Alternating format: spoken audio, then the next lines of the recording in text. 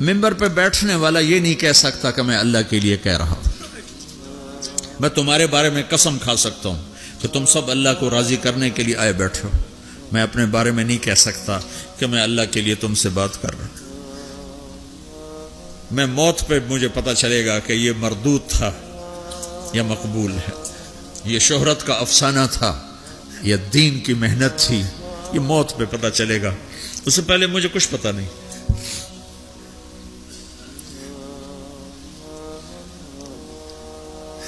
ایک بڑے آدمی تھے یوسف بن حسین، بغداد میں بہت بڑے محدث، مفسر، خطیب۔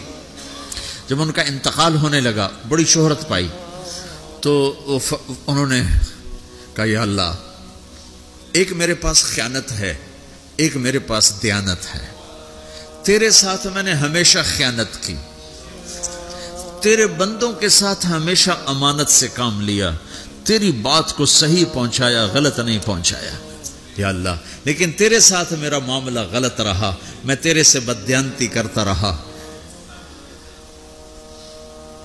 یا اللہ میری دیانت کے بدلے میری خیانت کو معاف کر۔ یہ کہتے کہتے ان کا انتقال ہو گیا۔ تو خواب میں اپنے کسی دوست کو ملے تو انہوں نے پوچھا آپ کے ساتھ کیا ہوا؟ تو کہ اللہ نے مجھے اپنے سامنے کھڑا کیا اور کہا یوسف تیری بات نے مجھے خوش کر دیا، جا اسی کے طفیل تجھے معاف کیا، بے شک میں تیری خیانت کو دیکھتا رہا لیکن تیری دیانت کے بدلے تیری خیانت کو معاف کرتا۔ میری تبلیغ مردود ہو گئی، آپ کی تبلیغ مردود ہو گئی، آپ کھڑے ہو گئے مجرموں کے صف میں، آپ کے طفیل سینکڑوں آدمی جا رہے ہیں جنت میں، پانی پلانے والے کی سفارش قبول ہو جائے گی تو جس نے تمہیں جنت کا راستہ دکھایا